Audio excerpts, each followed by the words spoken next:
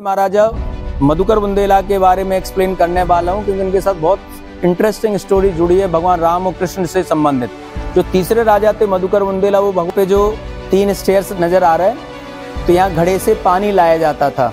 जो घड़ों से पानी लाते थे सर्वेंट, वो इस क्ले पाइप में पानी डालते थे, इससे पानी सीधा टैंक में पहुंचता अंदर रूम में। अब देखिए सामने आपको यहाँ से चतुर्भुज मंदिर दिख रहा, इसका गर्भगृह दिखाई देगा। अब देखिए ये कई टॉयलेट बने, इसी तरह की आर्च नीचे है, तो इनमें कर्टन्स लगे होते थे, पर्दे। तो आप देखिए यहाँ पास से जाकर देखिए इसको, तो आपको नीचे ऐसे लॉन्ग ड्रॉप एरिया दिखाई देगा। पास जाइए अब, एक क्वीन बेडरूम जहाँ विष्णु के 10 अवतार की सुंदर पेंटिंग बनी है। तो वेदों के अनुसार हमारे समय को 4 युगों में बांटा गया कि ये जो सामने आपको दिख रहे हैं 3 गेट, तो यहाँ 3 स्टोरी नीचे अंडरग्राउंड तलघर। हम लोग अभी राजा महल के फर्स्ट मेन एंट्रेंस गेट पे आ चुके हैं। ये पूरब की ओर गेट बना हुआ है। तो यहाँ उस समय जब कभी राजा महाराजा आया करते थे तो उनका स्वागत किया जाता, दोनों तरफ रो में लोग खड़े होते थे। अभी हम लोग देखेंगे ये जो मेन गेट बना, ये 500 वर्ष पुराना गेट है उसी समय का। ये सागौन की लकड़ी का बना है, टीक वुड का सागौन की लकड़ी का गेट है, जो 500 वर्ष पुराना गेट बना हुआ है। ये राजा महल के आंतरिक भाग का साइन बोर्ड पर दृश्य अंकित किया गया।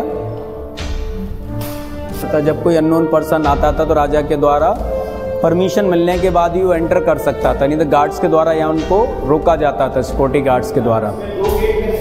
ये सीधा गेट इसलिए नहीं रखा गया क्योंकि प्राइवेसी मेंटेन बनी रहे। अगर हम सीधा स्ट्रेट गेट रखेंगे तो अंदर का सारा क्लियरली दिखेगा, और सेफ्टी के उद्देश्य से क्रॉस में गेट रखे जाते थे महलों में या पुराने हमारे घरों के। ये आलेन में ऑयल लैंप रखी जाती थी। यहाँ पेंटिंग ग्लास वर्क रहा होगा उस पीरियड में। भी हम लोग आ चुके हैं राजा महल के अंदर दीवाने खास में। अब आप देखिए, आपको इस तरफ आपको कुछ मीटिंग रूम नज़र आ रहे हैं। तो एक ऊपर जो रूम है वो फुल ऑफ डेकोरेटेड है। ये मिडिवल पीरियड की पेंटिंग है। आप देखिए ये भी सारी फ्रेस्को हैं जो वेजिटेबल कलर और स्टोन पाउडर से बनाई हुई हैं। नीचे भी 2 बड़े कमरे जिनमें देखिए आप स्लेंट वेंटिलेशन है, तिरछी वेंटिलेशन है, जो फ्रेश एयर और लाइट के लिए यूज किए जाते थे। अब आप यहाँ देखिए स्टेयर से नीचे जाने को, इसके अपोजिट साइड में बाहर तरफ एक कुआं है जहाँ से पानी भी लाने के लिए गेट यूज किया जाता था। ये छोटा सा वाटर टैंक है। तो जब मीटिंग यहाँ की जाती थी उस समय इसमें पानी ऐड किया जाता था परफ्यूम, जिससे मेक अ गुड इन्वायरमेंट। और ये ड्रेनेज है, बरसात का पानी इससे बाहर निकल सके। यहाँ 1.5 फीट वॉल हुआ करती थी, जिससे पानी इस टैंक में वो बरसात का ना पहुंचे। आप देखिए इसमें स्टोन हुक्स लगे, हो सकता है उस समय यहाँ पर गेट रहे होंगे, तो आपको दिख रहा है हुक्स लगे हुए उस पीरियड में। और अपोजिट साइड में आप देखिए वो स्टेज है, जब कभी मीटिंग लेना हो और इंटरटेनमेंट प्रोग्राम के लिए। तो उस समय सोर्स ऑफ एंटरटेनमेंट क्या होता था? Music and dance. तो इनके दरबार की जो नर्तकियां थी उनको बुलाया जाता था, वो आकर के हायर प्लेटफॉर्म पर डांस परफॉर्म करती थी, लोअर प्लेटफॉर्म पर संगीतकार म्यूजिक बजाते थे। इन गैलरियों में गेस्ट बैठा करते थे और अपर स्टोरी पर रानियां बैठती थी। तो आप देखो nobody could see inside, they could see outside, यानी वो बाहर से अंदर उनको ना देखा जाए, वो अंदर से बाहर क्लियरली देख सकती थी। तो ये आप जो देख रहे हैं टेरेस पे, वो रसोई थी उस जगह। इधर से देखिए आपको विंडो दिखेगी, तो ये किचन हुआ करती थी उस जमाने में, जो आपको 1 विंडो खुली हुई दिख रही है। तो जब कभी राजा महाराजा को फैमिली के साथ टुगेदर होकर भोजन करना होता था टेरेस पर डिनर के लिए, तो वो टेरेस पर भोजन कर सकते थे। यदि वहाँ भोजन नहीं करना होता था तो यहाँ पर ये लेफ्ट साइड में डाइनिंग रूम हुआ करता, जहाँ डाइनिंग टेबल पर भोजन सर्व किया जाता था। इसके सेंटर में ड्राइंग रूम, सिटिंग रूम हुआ करती थी, और राइट साइड में बैठक हुआ करती, जो हम देखेंगे अभी।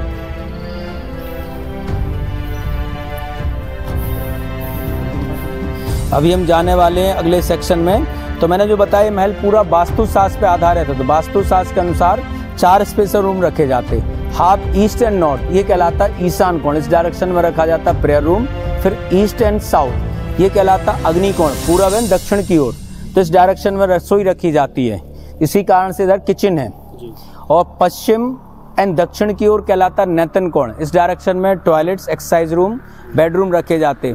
फिर आधा उत्तर आधा पश्चिम, ये कहलाता वायु कोण, इस डायरेक्शन में बेडरूम एंड तलघर आपको महलों में मिलेंगे। अभी हम लोग देखने वाले इसकी सिटिंग रूम, ड्राइंग रूम, फिर आप लिविंग सेक्शन में जाएंगे। ये उस समय का सिटिंग रूम हुआ करता था। तो आप देखिए ये ड्राइंग रूम में सुंदर ऊपर सीलिंग पे फ्रेस्को पेंटिंग है, ये पर्सन स्टाइल कारपेट पेंडिंग बनी हुई, इसमें आप देखिए कई मेटल की रिंग है, आयरन की रिंग बनी हुई जिनमें पर्दे लगते थे, कर्टन्स लगाए जाते थे। तो ये राइट साइड में डाइनिंग रूम हुआ करता था, वो स्टोर रूम। इसके आप लेफ्ट में देखिए ये मेड सर्वेंट लेडी के लिए रूम हुआ करता, जो राजा की सर्विस के लिए तत्पर रहती थी, वो क्वीन बेडरूम से कनेक्ट होता था। यहाँ पर आप देखिए एक और आपने फिर से देखा वाटर टैंक है, इसमें पानी भरा जाता था, इत्र परफ्यूम हो सकता है उसमें फाउंटेन रहा हो, और इसके सीलिंग पर एक फैन रखा जाता है, कर्टन फैन, जिसे कहा जाता है मैनुअल फैन, और रस्सी के द्वारा पुल किया जाता है दासियों के द्वारा। तो नाइस ब्रीज इन। तो इसमें सुंदर एक तरह से आप बहुत सुंदर खूबसूरत कारपेट बिछा होता था, तो इत्र परफ्यूम की स्मेल आती। जब कभी कोई गेस्ट अतिथि आता तो राजा उनसे यहाँ मुलाकात करते थे।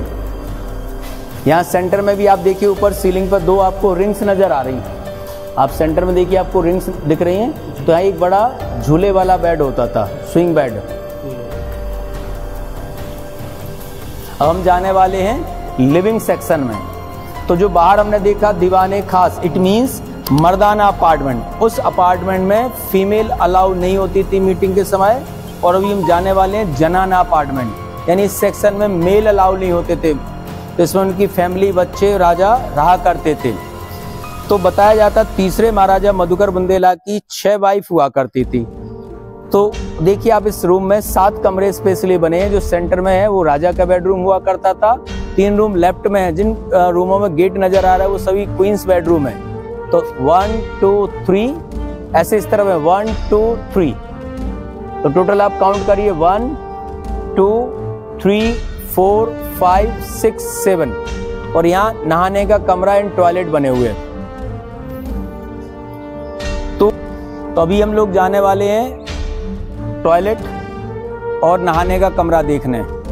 चलिए हम देखते पहले आपको उस समय का इंडियन गीजर सिस्टम दिखाएं, पानी कैसे गर्म किया जाता था।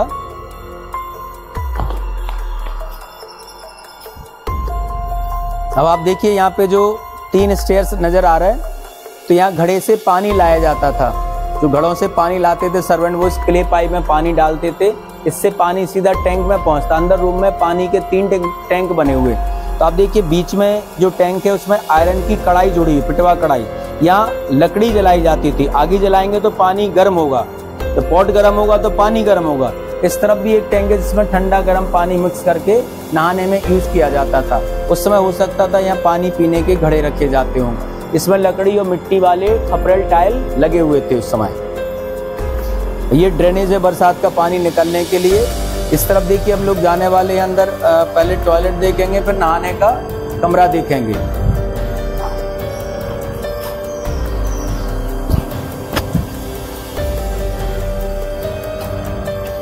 अब देखिए ये कई टॉयलेट बने, इसी तरह की आर्च नीचे है, तो इनमें कर्टन्स लगे होते थे, पर्दे।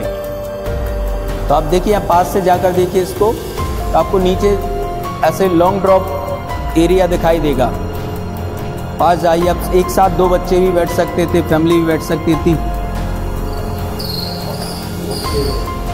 और इस रूम में भी, इधर देखिए आप, इस रूम में भी टॉयलेट है। तो यहाँ रानी जो भी है तो उनको यहाँ गेट लगा होता है, लेडीज उसको यूज कर सकती थी। लेफ्ट की ओर देखिए आपको यहाँ पे टॉयलेट बना हुआ है।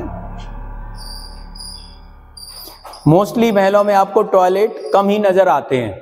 यहाँ छोटे छोटे आले, इनमें लैंप रखी जाती थी, ऑयल लैंप। बिल्कुल उस समय इलेक्ट्रिसिटी नहीं होती थी, तो ऑयल सोर्स को ही लाइट के रूप में यूज करते दिख रहे। लकड़ी के खूंटे होते थे जिनमें पर्दे बंधे होते थे, ये टूट चुके हैं, आप कुछ में भी अवेलेबल है। ये फिर से रिपेयर के 1 फीट का प्लास्टर डाल दिया तो और इसकी हाइट बढ़ गई, वो ओरिजिनलिटी वो खत्म हो चुकी है, उसको उसी सेम जैसा नहीं बनाया गया अभी इसमें। ये देखिए स्टोन हुक्स रहेंगे, तो हो सकता है उस समय गेट रहा होगा। ये भी रूम है जहाँ मसाज रूम यूज किया जाता था, मसाज देने के लिए। इसमें भी टॉयलेट बना हुआ है। चल के हम देखते ही, मसाज रूम था जो मीटिंग रूम से कनेक्ट है। आप चल के देखिए थोड़ा, मीटिंग रूम भी हम यहाँ से देख लें।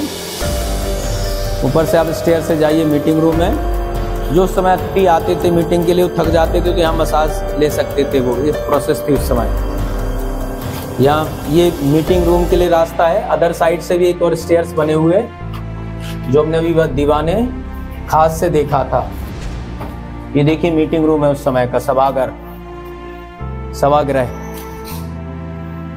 जो वो डिजाइन। हाँ देखिए अभी पेंटिंग बनी है, सुंदर फ्रेस्को पेंटिंग बनी है उसी समय की। तो अधिकांश इस महल में फ्रेस्को पेंटिंग बनी है। यहाँ से देखिए फिर से वो सुंदर नज़ारा आपको नजर आएगा जो दीवाने खास हम लोगों ने देखा था।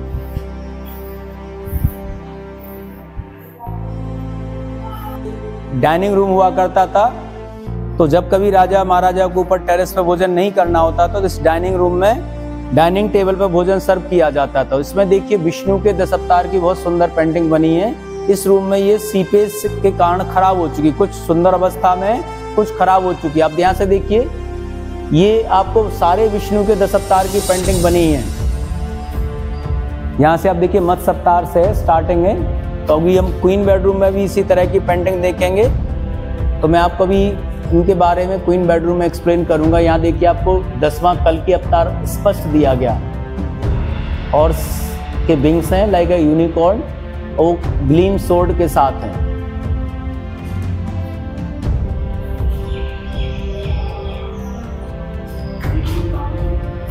ये स्टोर रूम हुआ करता था, जो टेरेस से भोजन लाते थे किचन से, तो यहाँ भोजन रख सकते थे। वो उनको स्टोर करके उनको यहाँ सर्व करते थे। इनमें सभी में पर्दे होते थे।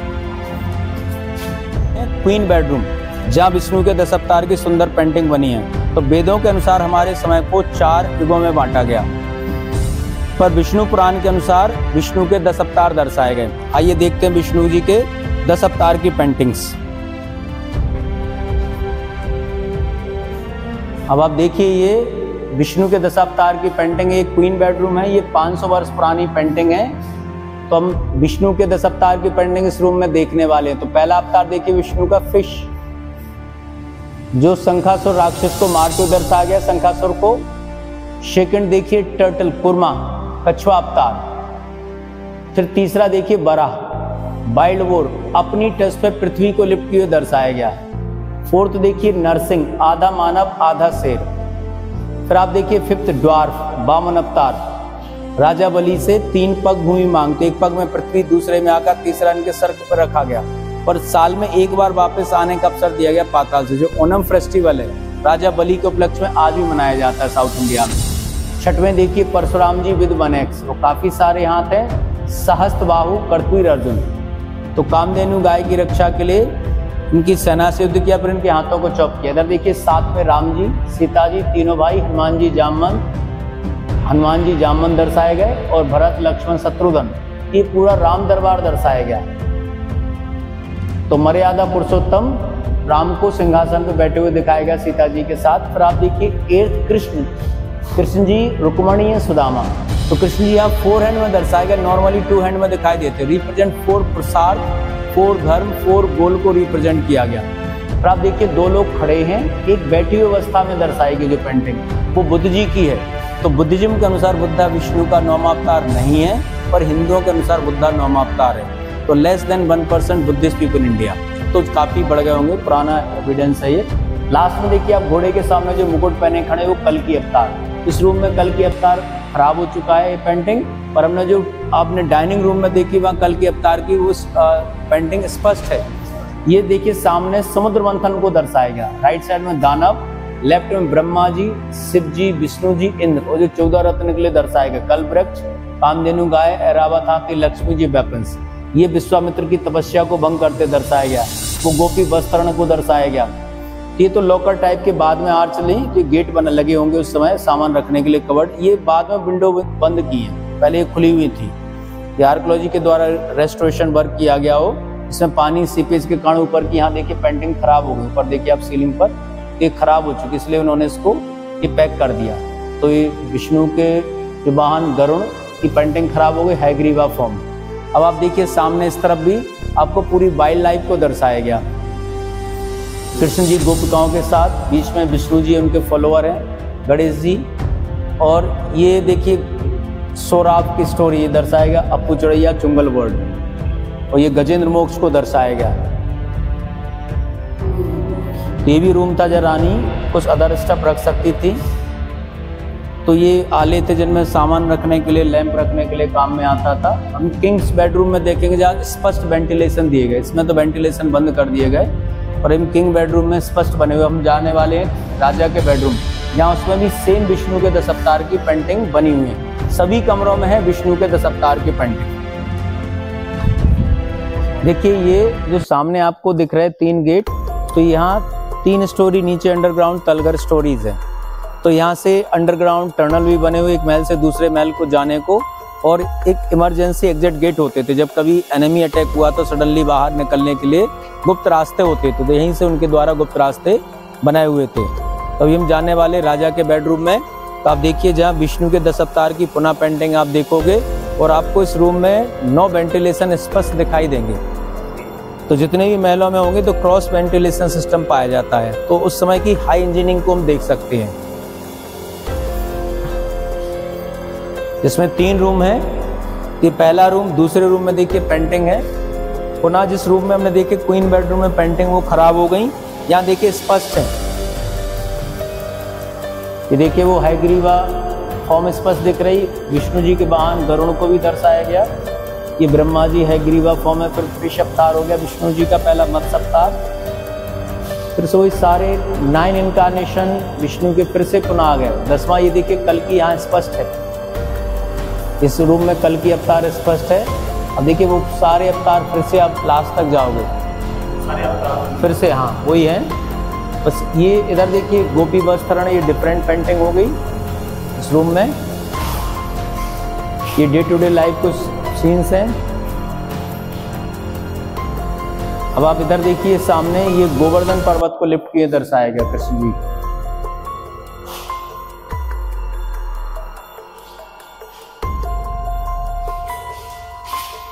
ये देखिए इसमें ये 9 वेंटिलेशन इस कमरे में, जो हो सकता मोस्टली समर में यूज किया जाता था। तो देखिए पहला यहाँ देखिए, पहले आप द्विदश नारी पेंटिंग देखिए, बहुत सुंदर पेंटिंग है। 12 महिलाओं द्वारा हाथी को बनाया गया, राजा ऊपर बैठे हुए। और अब इसमें देखिए 9 वेंटिलेशन काउंट करिए, 1 2 3 4 5 6 7 8 9। अब इसकी देखिए सीलिंग, इसको ज़्यादा चौड़ा इसलिए नहीं रखा गया रूम, क्योंकि इसका पूरा वेट वॉल पर है। वॉल की साइड 1 मीटर से अधिक चौड़ी है।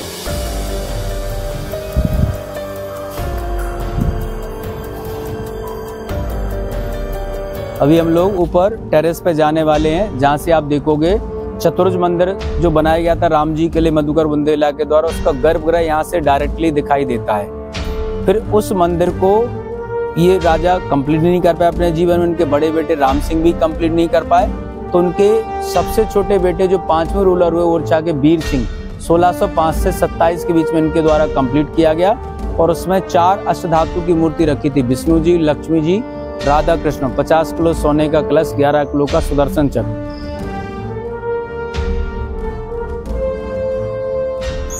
ये वो रूम है जहाँ से हम लोग चतुर्भुज मंदिर का गर्भगृह देखेंगे।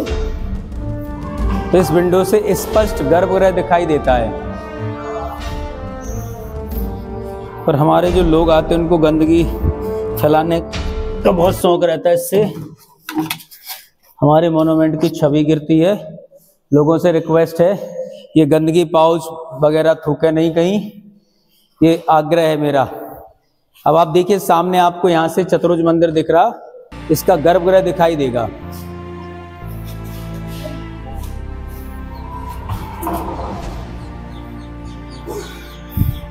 आपको पेड़ के जस्ट ऊपर जो गेट है, गेट से देखिए अंदर लाइट जलती हुई दिख रही है। जूम करेंगे तो आपको स्पष्ट दिखेगा वो।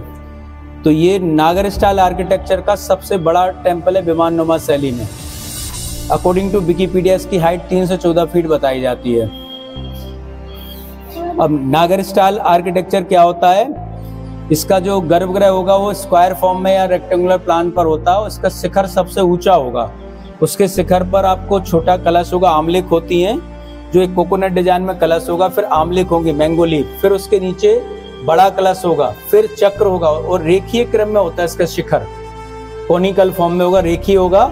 और इसके साइड में पालकी के जस्ट ऊपर 16 ऊर्ध्व शिखर होते हैं। हमारी जो पूजा होती है उसको हम कहते हैं षोडशोपचार, 16 स्टेप रिचुअल। और गर्भगृह के बाद होता अंतराल, किसी मंडप किसी टेम्पल में वो जुड़ा हुआ नहीं होता, किसी में जुड़ा हुआ होता है, तो चतुर्भुज मंदिर में जुड़ा हुआ है। फिर आता अर्धमंडप, फिर आता मंडप, किसी में महामंडप भी होता है। इसमें ओपन कोर्टयार्ड है, फिर आता है आपका इसका मेन गेट। पर द्रविड़ स्टाइल आर्किटेक्चर में क्या होता है, इसका गर्भगृह वो रेक्टेंगुलर प्लान होता है और उसका क्या होता है, गोपुरम गेट डेकोरेटेड होता है। इसमें डेकोरेटेड नहीं है, इसमें छोटा होता है और एक तरह से ट्रायंगुलर फॉर्म में बना हुआ था। इस तरह का आर्किटेक्चर कहलाता है नागर स्टाइल आर्किटेक्चर। तो द्रविड़ स्टाइल आर्किटेक्चर में मीनाक्षी टेम्पल जो मदुरई साउथ इंडिया वो सबसे बड़ा टेम्पल है और नागर शैली का सबसे बड़ा चतुर्भुज टेम्पल है। नॉर्थ पार्ट ऑफ इंडिया में कुछ मंदिर को छोड़ करके सारे नागर स्टाइल आर्किटेक्चर में बने हुए हैं। अब आपने एक देखा होगा स्लाइस का कटरीना कैफ आता था, मैंगो स्लाइस एड, वो कटरीना कैफ का इसी रूम से लिया गया था। फिर पेड़ों नदी के पास में छतरियों के सामने से पेड़ पर मैंगो प्लास्टिक के मैंगो बांध करके वो सीन लिया गया था। तो अभी आप देखोगे यूट्यूब पर तो कटरीना कैफ स्लाइस एड ओरछा इसी रूम का सीन आ जाएगा और नदी के घाट पर छतरियों के सामने का सीन लिया गया। यहाँ काफी शूटिंग्स होती फिल्मों की और एड की। अब आप देखिए सारा सिमेट्रिक है, सेम राइट साइड सेम सामने, ऐसे लेफ्ट साइड में देखिए।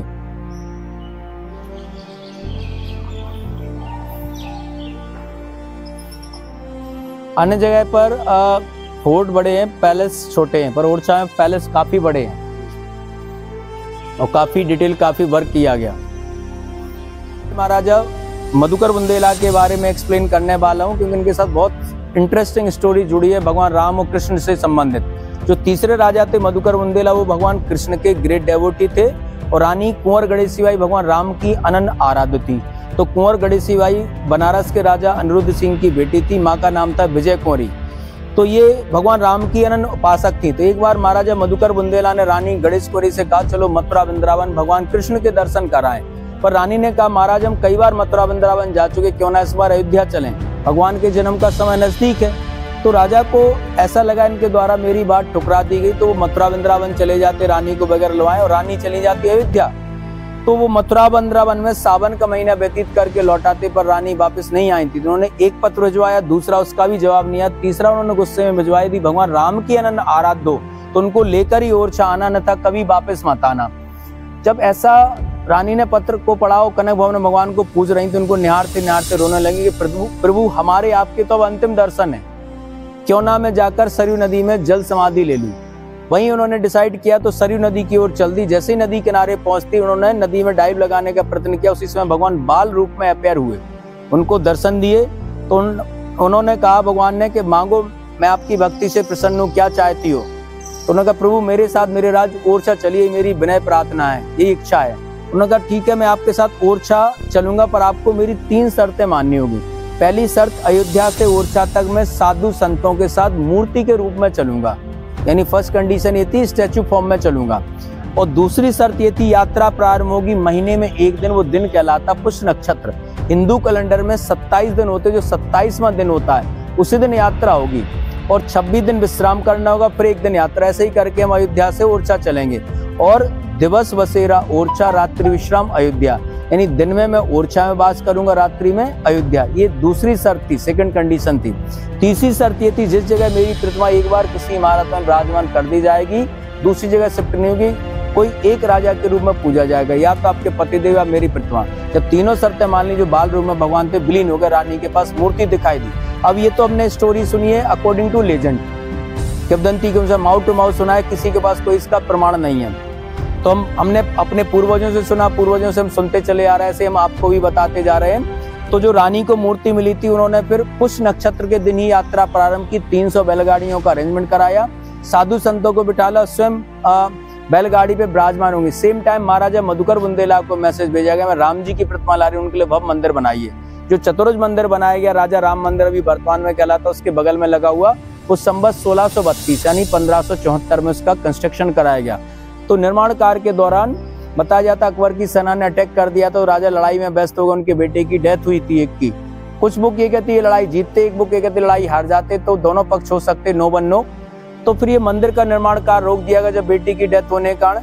जब रानी अयोध्या से ओरछा तक आई तो उन्होंने देखा गर्भगृह रेडी नहीं था मंदिर का, तो उनको 8 माह 27 दिन लगे अयोध्या से ओरछा तक लाने में, यानी महीने का 27 दिन में एक दिन काउंट किया गया। ऐसे ही करके उनको 8 माह 27 दिन लगे। तो जो रानी महल बना हुआ था दूसरे महाराज के द्वारा, उसमें जहाँ वो भक्ति में लीन रहती थी, वहीं जा करके रसोई में भगवान जी की मूर्ति को अस्थायी रूप से एक तरह से स्टेबल कर दिया, अस्थायी रूप से। और जब उन्होंने सोचा कि मंदिर का गर्भगृह बन जाएगा, मूर्ति को हम शिफ्ट कर देंगे, जब 1-1.5 वर्ष के बाद उसका गर्भगृह बना, राजा रानी ने पुनः डिस्कशन करा क्यों ना मूर्ति को महल से टेम्पल में शिफ्ट कर दें। तो भगवान पुनः इनके स्वप्न में आए और तीसरी शर्त याद दिलाई कि जहां मैं बैठ जाऊंगा वहां शिफ्ट होऊंगा नहीं, कोई एक राजा के रूप में पूजा जाएगा। इसके बाद फिर रानी महल को ही आज वर्तमान में हम राजा राम मंदिर के नाम से जानते हैं। तो वहाँ उनको 4 पहर गार्ड ऑफ ऑनर दिया जाता है। सुबह मंदिर 8 बजे खुलेगा तब सलामी दी जाती है और 12 बजे उनको चिक गिर जाएगी, पर्दा डल जाएगी, फिर 12:30 बजे पर्दा खुलेगी तब सलूट दिया जाता है और 1 बजे तक मंदिर बंद हो जाते हैं, 1 सवा 1 तक। फिर शाम को पुनः 8 बजे मंदिर खुलेगा तो फिर से सलामी दी जाएगी और 10:30 बजे भगवान को श्यान आरती दी जाती, विदाई की आरती। तो प्रसाद उनके चरणों में रखा होता और जो दीपक तो पाताल जी हनुमान जी तक लाया जाता, हनुमान जी को प्रसाद लगेगा, वो आरती छोड़ी जाती राम जी की। तो हनुमान जी उस आरती को लेकर के अयोध्या चले जाते हैं। तो महाकवि केशवदास जी रीतिकालीन कवि, उन्हें कवियों का प्रेत कहा गया सबसे कठिन काव्य होने के कारण। इनकी जन्मस्थली ये ओरछा है। तो इन्होंने रामचंद्र का में भगवान राम के लिए दोहा लिखा है, जग व्यापक राजा राम के 2 निज निवास खाक, दिवस बसेरा ओरछा रात्रि विश्राम अयोध्या। इसलिए अयोध्या में भगवान को रामलला के रूप में पूजा जाता है, यहाँ राजा राम के रूप में पूजा जाता है। तो भगवान जी की मूर्ति कसौटी पत्थर की बनी है। का महल है बहुत ही बड़ा, तो इसके मिलेंगे आपको 2 भाग। तो अभी हम मिलते हैं अपने नेक्स्ट भाग में, तब तक के लिए अपना ख्याल रखें और मेरे चैनल को सब्सक्राइब करें, जो कि आपको हर एक वीडियो की नोटिफिकेशन मिलती रहे। तो मिलते हैं अपने नेक्स्ट वीडियो में। जय हिंद, जय भारत।